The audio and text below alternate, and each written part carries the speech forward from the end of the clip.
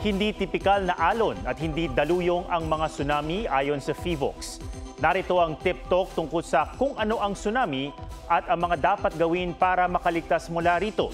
Ayon sa PHIVOLCS, ang tsunami ay sunod-sunod na alon na maaring umabot ng lampas 5 metro o katumbas na mahigit isang palapag ng gusali ang taas. Karaniwang likha ito ng malakas na lindol na ang epicenter ay nasa ilalim ng dagat. Pwede ring sanhiin nito ang underwater landslide, pagsabog ng bulkan, at kung minsan ay pagtama ng malaking meteorite sa karagatan. Senyales ng paparating na tsunami ang malakas na pagyanig, biglang pagbaba o pagtaas ng lebel ng tubig dagat, at dumadagundong na tunog ng paparating na mga alon. Kapag may banta ng tsunami, agad na lumayo sa dagat at magtungo sa mataas na lugar para maging ligtas. Huwag nang panoorin o kunan ng video o litrato ang pagdating ng tsunami. Kung makita mo na ang tsunami, masyado ka nang malapit dito para matakasan. Pagkatapos ng tsunami, hintayin muna ang abiso ng mga otoridad kung ligtas nang umuwi sa bahay. Narito ang tip talk tungkol sa mga dapat gawin habang lumilindol. Mag-duck cover and hold kung nasa loob ng matibay, nagbahay o gusali. Yumuko at magtago sa ilalim ng matibay na mesa at humawak sa paa nito. Umiwas sa mga mabibigat na gamit na maaring mahulog o matumba gaya ng aparador. Kung nagmamaneho habang lumilindol, itabi at ihinto ang sasakyan. Huwag magtangkang tumawid ng tulay at overpass.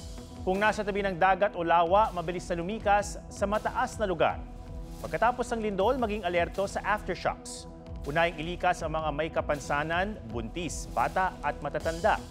Suriin ang sarili at kasamahan kung kailangan bigyan ng paunang lunas. Alamin kung may natapong nakalalasong kemikal o bagay na maaaring pagmula ng sunog. Suriin ang linya ng kuryente at tubig kung may pinsala, maging ang tangke ng gas. Huwag pumasok sa gusaling may nasirang bahagi. Ngayong tumitindi ang init, tiyak na marami nang nagpaplano na mag-outing at mag-swimming. Pero ingat para iwas lunod, gaya na nangyari sa isang bata sa Bulacan na sa kabutiang palad ay naisalba ng mga napadaang sundalo. May report si Sandra Aguinaldo. Pilit na sinagip ng 2 sundalo ang batang babaeng yan sa Bulacan. Yan ay matapos malunod ang 10 taong gulang sa Madlum River sa bayan ng San Miguel nitong Linggo. Mabuti at napadaan doon sa lugar sina Private First Class JP Navales at Corporal Gestoni Dalman na mabilis na umaksyon. 10 minuto nila ang tinagal ng kanilang pag-CPR sa bata. Bali, nung nakita ko po na pumitik na po yung kamay, sabi ko, may pag-asa pa po ito. Kaya tinuloy-tuloy ko na po. Bago po kami umalis sa lugar is, yung bata po is, ano na po siya, conscious na at pinaparecovery na po siya. Dinala sa ospital. Dinala muna ang biktima sa military infirmary ng Camp Texon bago ilipat sa District Hospital sa Cabanatuan, Nueva Ecija. Ang sabi po, maayos na raw. Inano pa nga, in-x-ray pa raw. Namutla raw yung baga. Kaya lang, hindi pa maalis yung tubo niya sa tiyan. At saka sa bibig. Meron pa raw sa ilong eh. Bakit daw? Para raw maalis yung maalis daw yung tubig. Kwento ng lola ng biktima, hanggang baywang lang ang pinaliguan noon ng kanyang apo pero nakarating ito sa malalim na parte ng ilog. Hindi po marunong maglangoy. Sinasabi ko nga sa kanila, pagkakayo ka ako inayang maliligo, huwag kayong sasama at hindi namin alam. Mamaya, kayo naman ang malunod. Kaya payo ng isa sa mga sumagip na sundalo, huwag pabayaan maligo sir ng mag-isa sir. Dapat dapat may kasama. Samahan talaga sir. Ang Department of Health may tips para iwas lunod sa mga komunidad lalo ngayong papalapit na ang tag-init. Lagyan ng harang ang mga paliguan. Magturo ng basic swimming, water safety at safe rescue skills sa mga eskwelahan.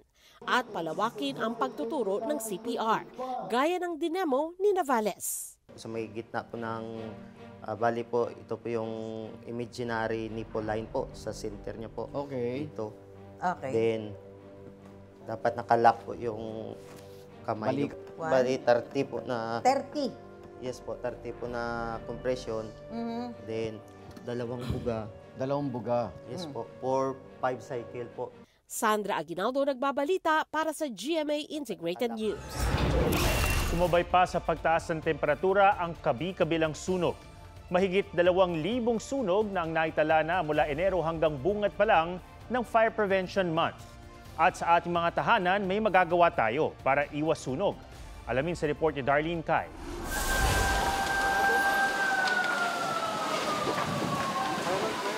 Sa kapal ng usok at hindi ng init habang nasusunog ang mga bahay sa Daang Tubo Barangay UP Campus sa Quezon City kanina, may mga nahirapang huminga at nawalan pa ng malay.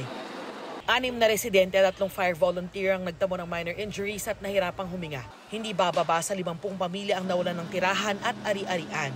Yung pera po na iniipon ko sa bahay na pampagamot ng kapatid ko na may cancer patient, nagsunog po.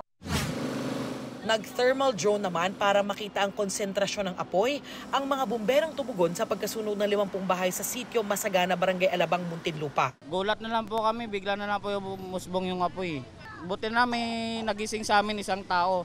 Naginising kami na na nasusunog na daw yung kabilang bahay. Inabot ng 2 oras ang pag-apula. Iniimbestigahan pa ang kabuong halaga ng pinsala at sanhi ng apoy sa mga sunog na yan. Mula January 1 hanggang kaninang alas 6 ng umaga, halos 2,500 na ang naitalang sunog sa bansa. Kuryente ang nangungunang sanhi ng sunog. Sa mismong bahay, may magagawa ang publiko para makaiwas sa sunog ayon sa BFP. Ang mga appliance tanggalin sa saksak kung aalis o hindi gagamitin. Huwag magsaksak sa iisang outlet o yung octopus wiring. Ang mga kandila, ilayo sa maaaring pagsimula ng apoy. Ang posporo o lighter, ilayo sa lugar na maaabot ng bata. Huwag iwanan ang niluluto. Iwasang magsunog ng basura. At kung maninigarilyo, patayin ang upos nito bago itapon. Darlene Kai, nagbabalita para sa GMA Integrated News. 3 Boy Scout ang nasawi matapos makuryente sa campsite sa Zamboanga City. Kaya ang pagtitipon na dadaluhan sana ng mahigit 2,000, kinansila. May report si Joseph Moro. Maagang nag-set up ng kanilang tent ang mga Boy Scouts sa Abong-Abong Freedom Park. Unang araw ngayon ng Zamboanga City Council Jamboree. Pero ang pagtitipon, nauwi sa trahedya ng makuryente ang nasa 15 scout habang nasa campsite. 3 sa kanila namatay, ang mga biktima pawang senior high school students. Dead on arrival na po yung declaration natin. The remaining 10 are all stable right now and for observation pa po sila. Lahat.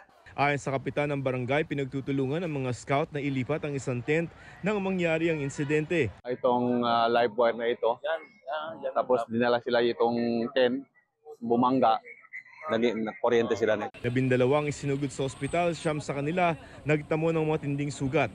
Dahil sa nangyari, kinanselan ng aktibidad at pinauwi ang mahigit 2,000 Boy Scouts.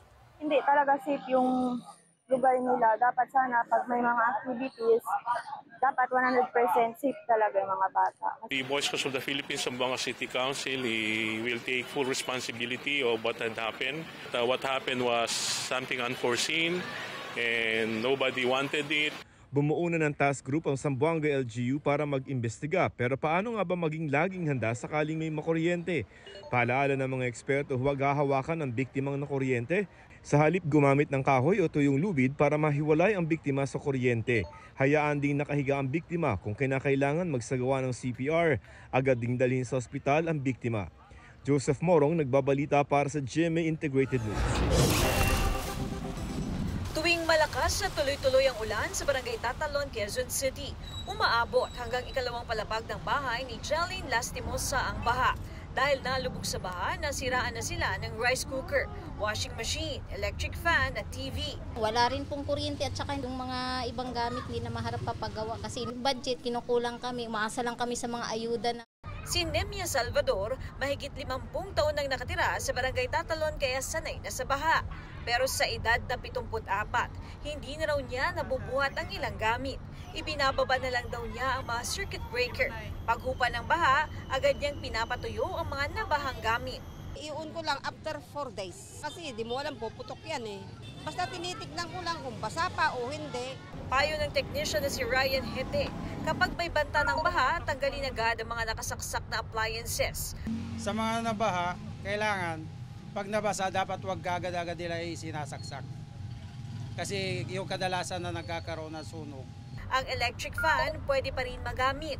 Kung inabot man ng switch, pwede itong i-blower o patuyuin sa araw. Dito po yung bubuksan natin para pwede ba sa i-blower. Huwag naman masyado mainit kasi baka mamaya pumutok. Tama-tama lang. Tatanggalin lang yung mga tornilyo sa likod para ma-open mo siya. Pag naalis, ganito na itsura niya.